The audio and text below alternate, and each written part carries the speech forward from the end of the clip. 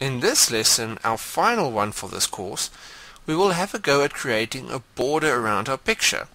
The first one we are going to create is a very subtle white border around the edge of the picture. First thing we need to do is to go to Select and then to Border. Now as you can see, a border is grayed out. If that happens, just go to the top there where it says All, select that, then go to Select again, and there we've got Border. Click on that, and now depending on the size of the picture that you want to add the border to, if it's maybe a resized picture of only maybe 800 by 600 or 1000 by whatever pixels, or it might be a full size direct from the camera picture, then it will depend on that size how many pixels you need. So the best will be to just play around and see which ones work best for you. I'm going to go with, say, 20 pixels for this one. Then I click on OK, and then you can see it creates a selection around the edge of the picture for me. Then I go to the edge and I say right click, and I go to Edit, and I want it to be filled white, so I go fill with background color, that BG there.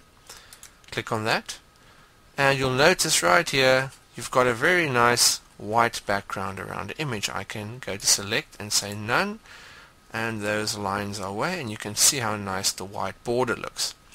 Now say that we want to create a wider border, but also we don't want it to be just white. We want it almost to be like the watermark we used in the text.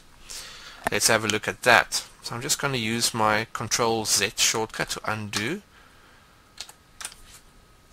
and then I am going to duplicate the layer. So I go right here and I click on this, and it duplicates the layer for me now. So I've got two of the same image. Then I go to Select, I go to Border, and now for this I'm going to use a much larger pixel size. I'm going to go with, say, 160. Let's see what happens. I'm going to say OK, and now we've got a much larger border. Now this will depend on your picture and how big you really want this to be. Then we do the exact same steps. We right click, we go to Edit, and we say Fill with background color. And then I can go to Select and I can say None, and then that takes that line away. Right, now this actually is also a nice border on its own, as you can now type in here. You can maybe write where you took the picture or what it means to you, or a poem or anything. Now to get the effect that we want, we need to go to opacity, and you'll see when I take down the opacity, you'll see the picture coming through the border. Now that's at 50%. It already looks very nice. I'm going to go down to, say, 16%. There we go. And there we've got another interesting border.